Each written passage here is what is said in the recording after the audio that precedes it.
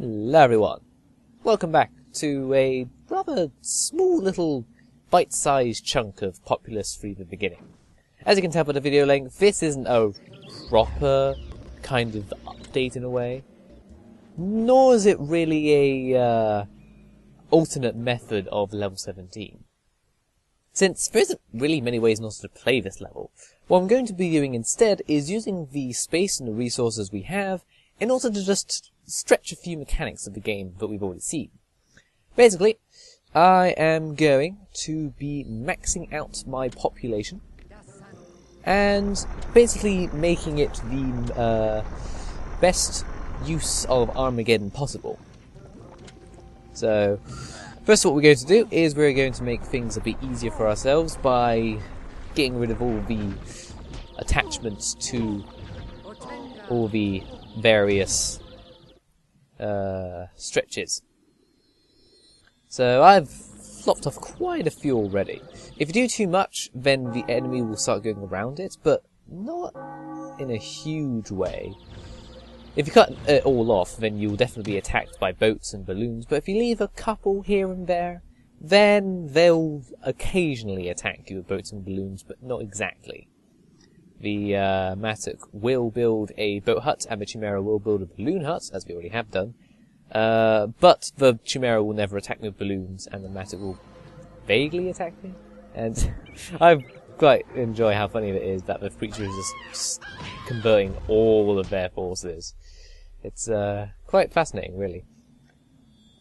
But this is something that also comes up during this level, is that the enemy will just draw out their forces completely so that we're just left with just a load of Braves.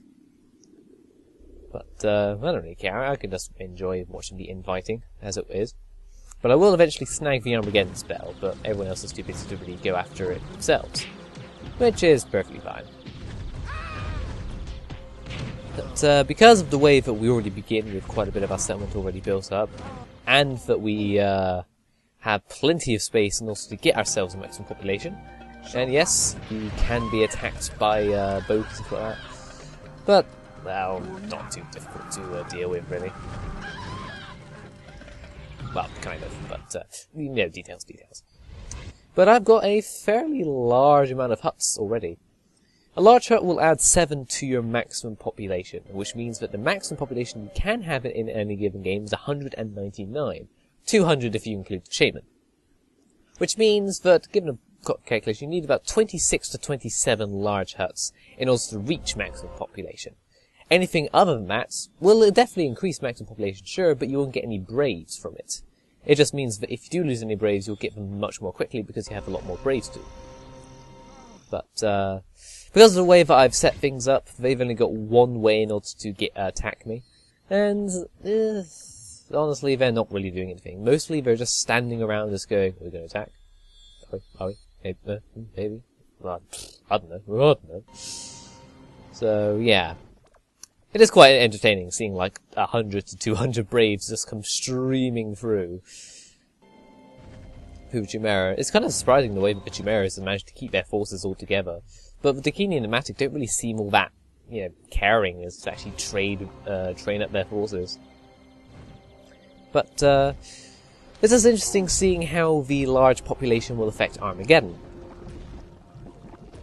Because that's all that Armageddon relies upon is the size of your force, and also, in a way, kind of depends on what force you actually have, such as Preachers and Braves mattering very little compared to Warriors and Fire Warriors. So the end result we are going to have is 100 Warriors and 99 Fire Warriors, and we're going to see exactly what kind of force that adds up to.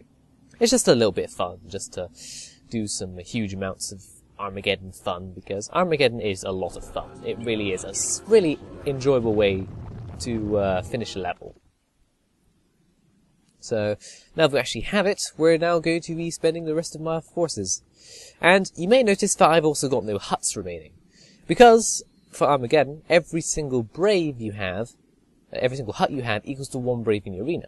So if you completely get rid of all of your huts, then that means you'll have even more powerful force, which doesn't really matter, but everyone, settles down quite a lot after you after you obtain Armageddon, and I've just basically been speeding through the whole thing with multiple training huts, which makes life so much easier. But everyone seems fairly alright. The Bikini aren't really doing anything with their Braves for some peculiar reason, but whatever. It's not like I really care. So, we have 199 followers, which is quite a lot. And, interesting with how big a force that actually is, but it does take a lot of time in order to set up.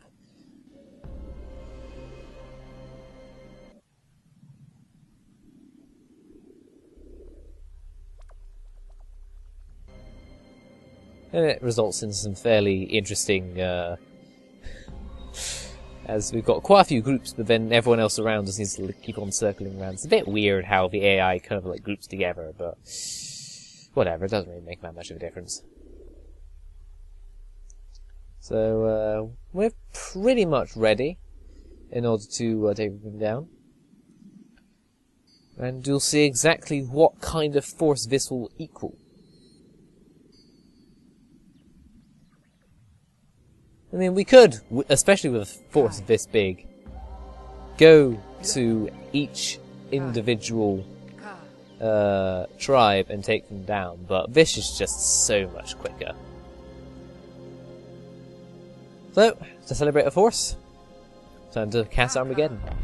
Now, there are a couple of ways in order to cheese Armageddon itself. Basically, as you can see, reincarnation is sinking into the ground, all the trees around us are burning, and the arena is being formed. Now, every single of our forces has been teleported to the reincarnation site, and they're then teleported in one by one. Before beginning Armageddon, if you sunk down all of the pillars of a reincarnation site, technically, they'll teleport all of their forces into the water, killing them all, and instantly wiping out that tribe from the game, which is a cheating way and isn't really necessary, especially if you have such a force. Like the force that we have now. All of the other tribes have finished teleporting in their forces. We have still got quite a bit to go. Now, it is weirdly enough a requirement to have exactly one brave and one preacher, but not one spy, because spies are useless. But we have got quite the power behind us. I'm not entirely sure if it's even 100% even as well.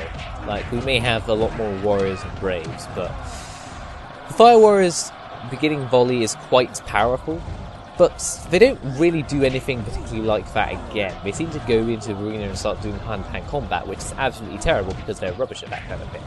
They do kind of like fire some blast, but since they're in the arena and they don't stand up by the side, then they can get taken down fairly quickly. But, as you can see, we have got plenty of force. Though we do end off with quite a bit less than what we began, but who really cares? Anyway, that was just a nice short video, just to really just show off a couple of things, such as population maximumness, and exactly the things we can do in Armageddon. But, for the meantime, it's for time to continue on with whatever the hell I'm doing. See you guys then.